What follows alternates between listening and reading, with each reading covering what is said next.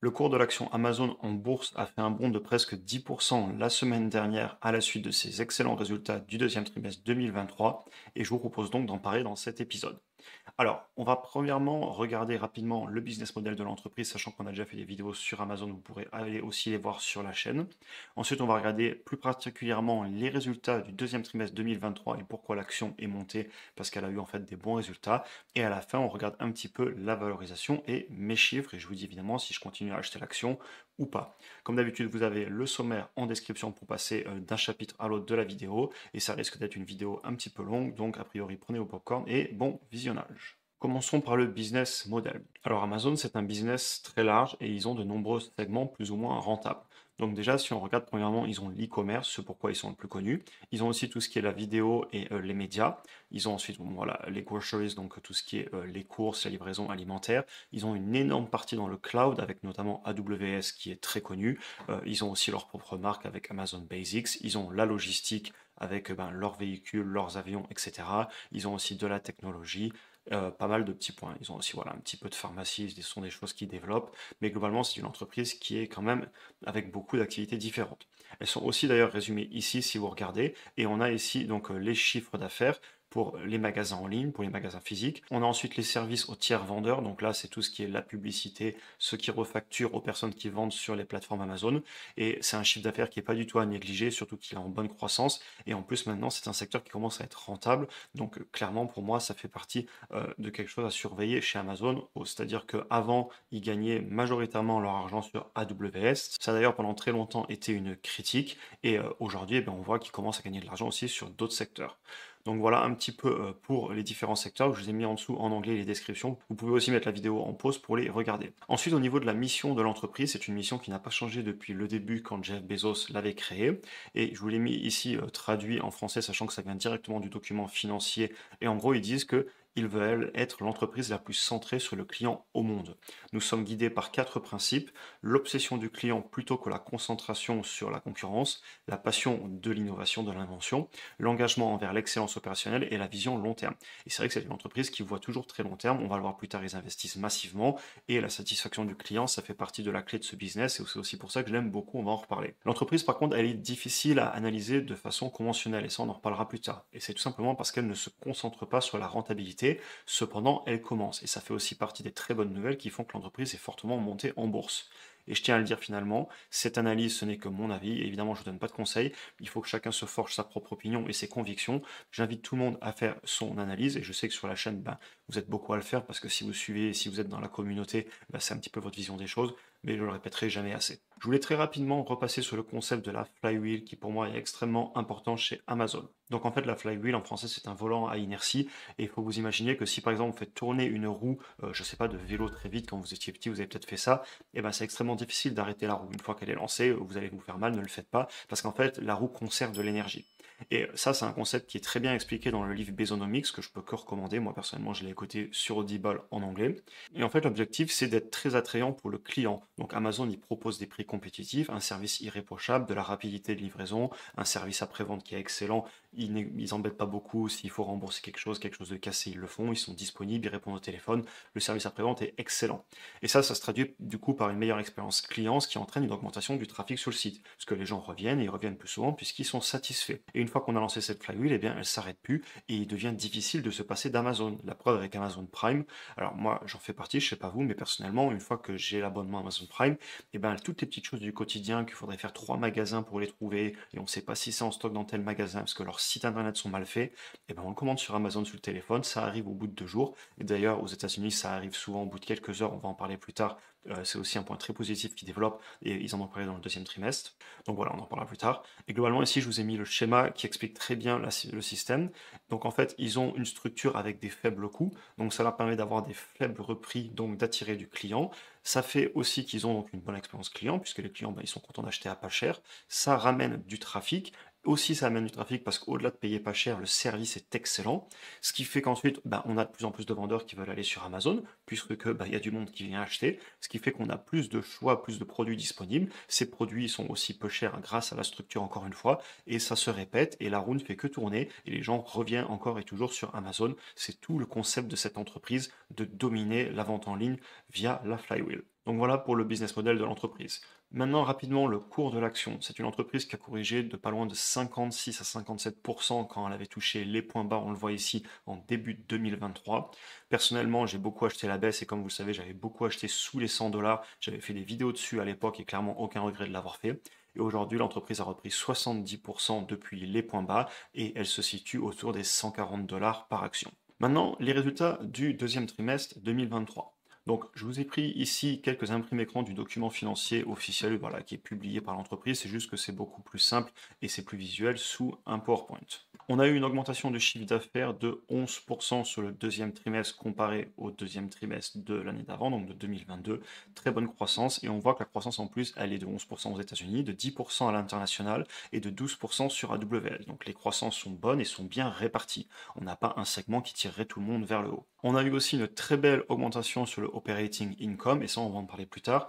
Amazon, c'est une entreprise qui est difficile à analyser et regarder au niveau des opérations, c'est souvent la meilleure chose à faire parce qu'ils ne se concentrent pas sur la rentabilité, mais ça on va en reparler et c'est toute la théorie derrière ma valorisation personnelle. Ensuite, on a eu un net income positif, donc ça veut dire que l'entreprise a gagné de l'argent, elle a eu un bénéfice positif, alors qu'elle avait perdu de l'argent il y a un an. Ça, on le verra plus tard aussi. Donc l'entreprise est en train de commencer à redevenir rentable. On a eu une augmentation sur le operating cash flow de plus 74% en un an. Attention, il y a un effet de rattrapage, je vais vous montrer les courbes après. Cependant, rien à dire, c'est excellent puisque justement, moi, je base une partie de mon analyse sur l'operating cash flow. Et enfin, on a un free cash flow ou un flux de trésorerie disponible en français qui est positif, alors qu'il y a un an, il était en négatif. On va continuer sur ce document un petit peu plus bas. Juste avant, je voulais vous parler justement que Amazon, c'est une entreprise qui m'avait beaucoup impressionné quand j'étais aux États-Unis en juin. J'avais d'ailleurs fait une vidéo le 21 juin, on voit ici, qui vous a plu, a priori, parce qu'il y a 100% de likes dessus. Et je parlais de deux entreprises qui m'avaient beaucoup impressionné aux États-Unis, et une d'entre elles, c'était Amazon. Et ce qui me plaît beaucoup, c'est déjà le fait qu'ils soient obsédés par le service client. Et ça, justement, ils l'écrivent un petit peu ici. Parce que si vous regardez, en gros, ils expliquent qu'ils ont énormément augmenté la sélection de produits disponibles en livraison le jour même ou le lendemain matin. Et justement, c'est un truc que j'avais remarqué aux États-Unis, les camions n'arrêtent pas de passer de partout, ils ont des hangars de partout, et avec l'intelligence artificielle, ils ont les bons objets au bon moment pour que les choses qui sont commandées souvent par certaines personnes soient très rapidement disponibles avec des faibles distances. Donc après, vous pouvez tout lire. Évidemment, ils sont encore une fois obsédés par satisfaire le client. Ils ont eu les Prime Day qui vous permettent d'avoir souvent des objets de technologie ou du quotidien à des prix extrêmement intéressants. C'était le 11 et 12 juillet, ça vient de passer. De la même façon, ils ont mis des nouveaux programmes en place, comme par exemple l'idée de faire des commandes par abonnement, où toutes les 3 semaines, vous recevez de la lessive ou je ne sais quel objet du quotidien, et ça vous permet de les payer moins cher, puisqu'ils peuvent acheter du stock, etc. Et tout le monde y est gagnant. Pareil, je ne sais pas si vous l'avez remarqué, si vous commandez Amazon, ils sont en train de vachement optimiser tout ce qui est les emballages. Ils emballent de moins en moins qu'avec du recyclable ou de plus en plus avec du recyclable. Et aussi, ils ont une nouvelle option qui permet de faire livrer, par exemple, si vous avez 5 commandes, vous dites, moi je préfère qu'elle arrive le samedi matin. Et aux États-Unis, en tout cas, notamment, c'est disponible. Ils groupent toutes vos commandes, elles arrivent le même jour. Eux, ils gagnent en temps, en argent. Et donc, forcément, le client, il va s'y retrouver aussi, puisque sur le long terme, il va payer moins cher. Donc personnellement, j'adore cette obsession d'Amazon de toujours vouloir satisfaire le client. Le dernier point que je voulais vous montrer, et j'avais pas montré tout le document justement parce que je voulais le cacher, parce que c'est un point un petit peu à part, c'est qu'ils sont en train de commencer à vraiment attaquer le marché indien. On voit ici qu'ils ont fêté leur 10e anniversaire d'Amazon.in, donc Amazon Inde, et ils ont prévu en 2025 de dépasser les exportations à plus de 20 milliards de dollars. Ils veulent digitaliser 10 millions de petits business et ils veulent créer 2 millions d'emplois en Inde. Est-ce qu'ils vont y arriver? On verra bien, le futur nous le dira. Mais moi, ce que j'aime beaucoup, c'est qu'ils s'y attaquent. Et je trouve ça excellent puisque, comme vous le savez, j'investis dans les marchés émergents et l'Inde fait partie des marchés émergents dans lesquels je crois beaucoup. On passe maintenant sur des chiffres. Donc, vous avez ici devant les yeux les résultats du deuxième trimestre 2023. Encore une fois, c'est sorti du document financier. On voit, je vous l'ai fait à la calculette, qu'on a fait plus 10,8% sur le chiffre d'affaires sur un an si on compare fin juin 2023 à fin juin 2022. Et sur les operating expenses, donc les dépenses pour justement envoyer les produits, vendre, etc., on est à plus 7,4%. Il y a donc un écart qui est en train de s'améliorer entre les deux. Ça veut dire qu'ils gagnent plus d'argent que ce qu'ils n'en dépensent pour gagner cet argent en plus en termes d'augmentation. Je ne sais pas si je me suis bien expliqué, mais en gros, quand vous faites plus 10,8% sur le chiffre d'affaires et que vos dépenses, elles sont à seulement plus 7,4%, ça veut dire en gros que vous êtes en train de devenir plus rentable. Et ça, on va le voir après parce qu'effectivement, leur rentabilité a augmenté. Je vous ai mis aussi ici une imprime écran d'une partie de mon analyse chiffrée et on voit qu'en 2023, j'étais parti sur du 0% d'augmentation du chiffre d'affaires parce qu'il y avait eu une baisse clairement, je montre les graphiques après, et j'avais prévu du 10, 12 les années d'après, 10, 8, 8, et clairement, ben, on est en ligne, on est même en train de faire mieux. Mais mon analyse, elle était extrêmement conservatrice et je vous le dirai à la fin, je suis très prudent sur ce type de business et donc clairement, je prends tout le temps des chiffres assez conservateurs, mais je suis content parce que je suis en ligne. Maintenant, si je continue, comme je vous le disais, l'entreprise, elle vient d'avoir un bénéfice positif. Il y a un an, elle perdait de l'argent d'un point de vue des bénéfices. On ne parle pas ici de cash, c'est une autre chose. On en parlera juste après. Donc, on est passé en positif. Maintenant, la difficulté sur l'entreprise, et ça, on va en parler plus tard. C'est une entreprise qui n'optimise pas du tout pour les bénéfices. D'ailleurs, si je prends de façon arbitraire 27 milliards de bénéfices sur un an, donc en fait, j'ai pris les 6,750 que j'ai multiplié par 4, et si je prends aussi la capitalisation boursière actuelle, on se retrouve avec un PER ou un PI en anglais supérieur à 50. Donc c'est le prix divisé par les bénéfices. C'est très élevé, c'est en train de baisser puisque ça y est, ils sont repassés avec des bénéfices positifs. Cependant, clairement, l'entreprise, c'est très dur de lui donner un prix sur le PER parce qu'en fait, elle n'optimise pas du tout pour ça. Ensuite, par exemple, si je le fais sur le chiffre d'affaires, donc là je prends les 134 milliards, je multiplie par 4, ce qui fait donc 1439 milliards de capitalisation boursière divisé par 536 milliards, ce qui serait le chiffre d'affaires sur un an si le chiffre d'affaires n'augmentait pas, ce qui clairement est déjà une aberration de dire ça, puisque vous voyez que eux, ils ont prévu, ils ont donné des guidance, ils pensent que le prochain trimestre, ils vont faire entre 138 et 143 milliards, alors que moi j'ai pris seulement 134 x 4. Donc déjà, je suis en train d'être un petit peu pessimiste. Mais bon, peu importe. On est sur un prix par rapport au chiffre d'affaires de 2,7, ce qui est aussi élevé, mais encore une fois, c'est très dur de juger là-dessus, à mon avis, puisque l'entreprise, elle peut aussi justifier d'une croissance, comme on le voit d'ailleurs sur les chapitres d'avant. Bon, on va pas y retourner, mais je vous l'avais montré, elle a quand même des très bonnes croissances sur tous ces segments. Donc ma conclusion, c'est que cette entreprise, elle n'optimise pas du tout pour son bénéfice, elle n'optimise pas du tout ses marges nettes, et je dois donc l'analyser autrement. Et ça, on le verra après. On continue très rapidement sur l'operating cash flow, le free cash flow. On a fait plus 84% sur le flux de trésorerie issu des opérations, donc le operating cash flow en anglais. 84%, c'est monstrueux. Je tiens aussi à montrer qu'on a fait moins 27% sur le CAPEX. Donc le CAPEX, c'est tout ce qu'il faut réinvestir pour maintenir le business à flot. Donc c'est de l'argent qu'on met dans les usines, etc. pour que les opérations continuent.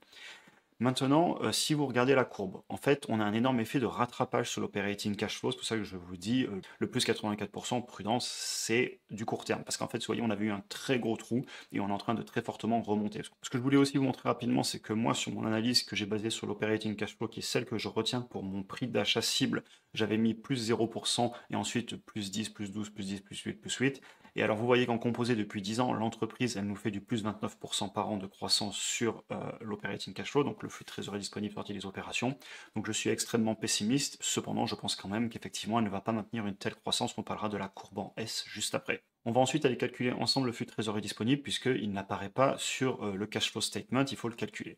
Petit rappel, le free cash flow, donc le flux de trésorerie disponible, ou en gros la capacité d'autofinancement, donc est-ce que l'entreprise, elle brûle du cash ou au contraire elle accumule du cash qu'elle peut réinvestir ou le payer en dividendes, racheter les actions, etc. Bref, le calcul c'est l'operating cash flow moins les capex. Si on le fait, on a les 16,4 milliards moins les 11,4 milliards. Nous sommes donc repassés en flux de trésorerie disponible positif. C'est les lignes que je vous montre juste ici, vous les retrouvez dans le tableau. Donc vous soustrayez les capex au flux de trésorerie disponible des opérations et vous avez le flux de trésorerie disponible. Et donc vous voyez qu'on avait 8,9 moins 15,7, on était en négatif il y a un an, maintenant on est à plus 16,4 moins 11,4, nous sommes en positif. Maintenant, l'entreprise, pour moi, du coup, ça veut dire qu'elle est en train de doucement switcher vers plus de profitabilité. On le voit avec le net income sur la page d'avant qui était passé en positif et en croissance, et on voit aussi le free cash flow qui augmente et repasse en positif. Donc l'avenir nous le dira, mais ça a toujours été en fait ma thèse d'investissement sur Amazon. J'ai toujours dit que le jour où ils vont décider de moins investir et de commencer à allumer la machine à cash, commencer à remonter les marges, et bien l'entreprise qui a quand même clairement un très gros chiffre d'affaires, faut se rendre compte, comme on l'a vu, qu'ils brassent des centaines de milliards de chiffres d'affaires par an. Le jour où ils vont décider de devenir profitables, ça va devenir une vache à lait parce que clairement, même avec des marges qui ne seront pas forcément très élevées au début, vous allez avoir énormément d'argent qui rentre. Et ils seront peut-être en train de commencer à le faire, l'avenir nous le dira.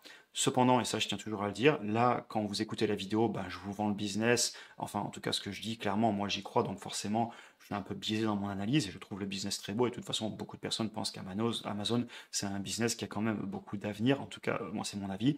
Mais ça ne veut pas dire qu'il faut le payer à n'importe quel prix et on le verra après parce que le business peut être très beau, mais il y a un moment, il faut quand même faire du retour sur investissement. On est là pour investir notre argent et gagner de l'argent, pas juste pour acheter du rêve. Et ça m'amène donc sur la valorisation et la difficulté à valoriser ce business. Comme on l'a vu juste avant, il est très difficile de suivre Amazon avec un PER ou même avec un prix par rapport au flux de trésorerie disponible, car en fait l'entreprise, eh ben, les marges brutes, elles sont à peu près stables et en augmentation. Vous voyez ici la très belle courbe. Par contre, vu qu'ils ont beaucoup de capex, qu'ils n'ont pas de marge ou des marges extrêmement instables, vous le voyez ici, la marge opérationnelle, elle se balade entre 0 et 6 et elle fait le yo-yo, et la marge nette, elle est assez souvent en négatif, puis légèrement en positif, donc on ne peut pas se baser là-dessus pour moi pour une analyse. Mais alors, comment on traque Amazon historiquement et clairement que semble faire le marché? Bah, c'est ce que je vous montrais avant. Vu que c'est un business qui a beaucoup de chiffre d'affaires et qui a des opérations bah, qui permettent du coup de transformer ce chiffre d'affaires en marge opérationnelle, puis plus tard ensuite en marge nette, et bien clairement, moi je vais regarder le plus haut possible dans le document financier, juste après le chiffre d'affaires et les dépenses qui ont permis de se faire ce chiffre d'affaires. Et donc voilà, il va pour moi falloir utiliser des données qui sont exploitables. Et donc on va remonter en haut dans l'income statement, comme je vous le disais, remonter le plus haut possible, parce que si je descends ensuite, on va avoir des données qui ne sont pas vraiment exploitables pour moi. On va maintenant parler rapidement de la courbe en S, comme je vous le disais, et du fait que ben justement, même si le business il est attrayant, il ne faut pas oublier qu'on ne peut pas le payer à n'importe quel prix. N'oubliez jamais qu'on cherche à faire du retour sur investissement, on cherche à faire fructifier notre capital. Le business, il peut être aussi prometteur et vendeur que possible. Si on le paie à un prix merveilleux, ça ne fera pas forcément le retour sur investissement désiré. Et c'est pour ça qu'on doit projeter les finances de l'entreprise dans le futur selon nos propres hypothèses. On se fait notre avis et on projette. On actualise ensuite dans le présent avec son discount rate et on sait combien il faut payer aujourd'hui. Maintenant, avec Amazon, ça va être compliqué à faire avec les bénéfices puisque on a vu qu'ils sont instables et les marges nettes ne sont pas du tout exploitables. Avec le free cash flow, ça va être difficile aussi et avec un modèle discounted cash flow, ça va être aussi extrêmement compliqué. Donc personnellement, je vais projeter sur l'operating cash flow et pourquoi pas sur les earnings, donc sur les bénéfices, en partant du chiffre d'affaires, mais dans ce cas-là, il faudra que je trouve moi-même des marges dans le futur, que j'estime des marges futures dans le business, que je trouve plus difficile que de se baser sur l'operating cash flow, qui lui est déjà là, réel, concret, et on peut exploiter les chiffres. Et évidemment, je vais par contre utiliser des chiffres qui sont très conservateurs sur la croissance. Je ne peux pas trop me baser sur les croissances composées passées, tout simplement parce que pour moi, l'entreprise, elle est en train de passer sur la fin de la courbe en S, ou en tout cas, elle est sur la fin de la montée. Il y a encore 10-15 ans, on était au tout début de la courbe en S, donc un business qui explose. Et je pense qu'aujourd'hui, c'est une énorme entreprise très mature avec un très gros chiffre d'affaires. Et pour moi, elle a toujours un beau potentiel de développer certaines parties de son business. Cependant, vous avez des parties peut-être comme AWS qui sont un petit peu plus matures. Donc, je vous dis ça tout simplement parce que je vais être prudent sur mon analyse. Passons maintenant sur la valorisation. Donc en haut, je vous ai mis tout d'abord la courbe du prix par rapport au flux de trésorerie opérationnel. Vous constatez qu'en 2021-2022, on était très élevé, on était entre 30 et 40. Ensuite, on a eu une vraie baisse, notamment quand nous, on s'est mis beaucoup à acheter sur la chaîne. Vous voyez ici, autour de, entre guillemets, tout début 2023 jusqu'à mai 2023, et on voit qu'on arrivait à trouver l'entreprise avec des prix par rapport au flux de trésorerie opérationnel qui se baladaient entre 18 et 20, et aujourd'hui, on est plutôt remonté autour des 25-26. Moi, personnellement, sur le très long terme, je pense que c'est une entreprise qui pourra se payer entre allez, 24, 28 de prix par rapport au flux de trésorerie opérationnel. Encore une fois, ça, c'est mon avis et vous devez vous faire le vôtre. Je ne peux pas vous dire quoi faire. S'il vous plaît, n'allez pas juste copier n'importe quel achat de n'importe quelle personne, que ce soit sur cette chaîne YouTube ou n'importe laquelle. Faites-vous vos propres avis parce que si un jour ça baisse, vous paniquerez, vous ne saurez pas pourquoi et vous êtes responsable de vos investissements et je suis responsable de mes investissements et je ne m'en prendrai qu'à moi-même. Bref. Maintenant, si on prend mes projections de chiffres, moi personnellement, c'est une entreprise que j'aime acheter sous les 120 dollars. On voit ici un prix à payer aujourd'hui autour de 116 dollars. C'est mon analyse qui a quelques mois, je pourrais la remettre à jour, mais on aurait bougé de seulement quelques dollars.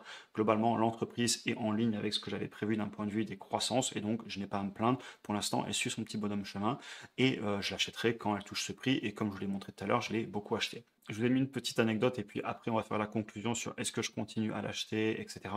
Les analyses sur le court terme, ça me fait toujours rire. C'est-à-dire que je vous ai mis ici le prix qu'ils avaient prévu à un an, en mai 2023, ils disaient l'entreprise dans un an vaudra 135 dollars.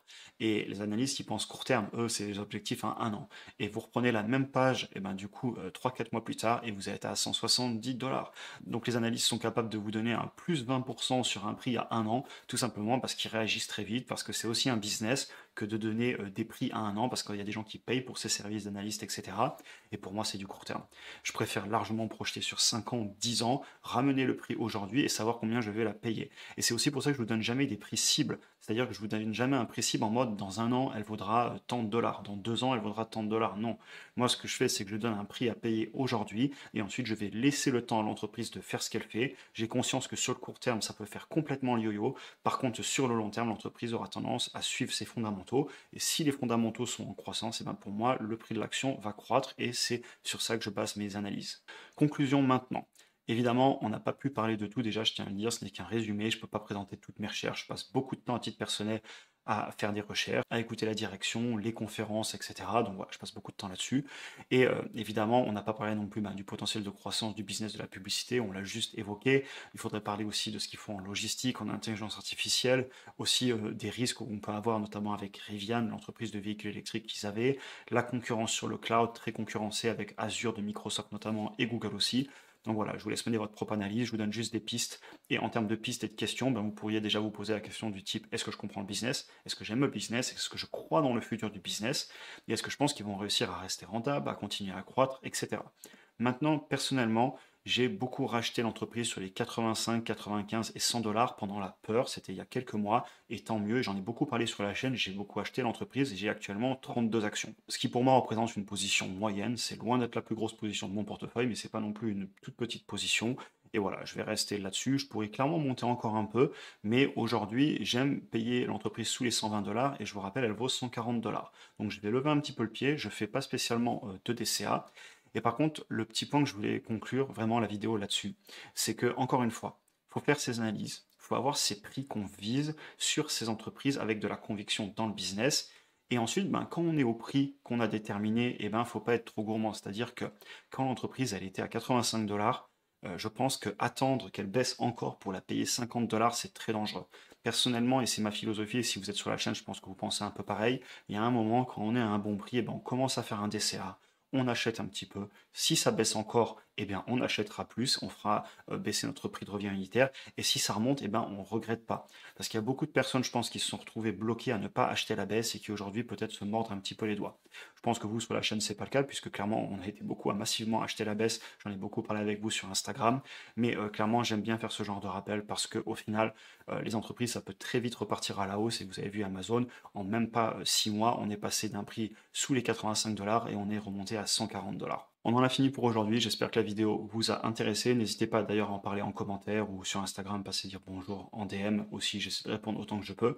Comme d'habitude, si vous souhaitez en apprendre plus sur l'investissement en bourse et revoir les fondamentaux, j'avais fait un cours gratuit d'1 heure qui est disponible sur mon site internet et vous le trouverez en description. Vous avez juste à mettre votre email et je vous l'envoie. Puis vous pouvez vous désabonner de l'email à tout moment. L'email il sert principalement pour vous envoyer les newsletters, les nouvelles vidéos. Donc voilà, n'hésitez pas à aller voir ça. Vous pouvez aussi cliquer ici pour regarder une autre vidéo. Si vous avez apprécié cet épisode, n'hésitez pas à vous abonner, liker, partager et passer dire bonjour sur Instagram. Et sur ce, je vous souhaite une excellente journée et à très bientôt pour une prochaine vidéo.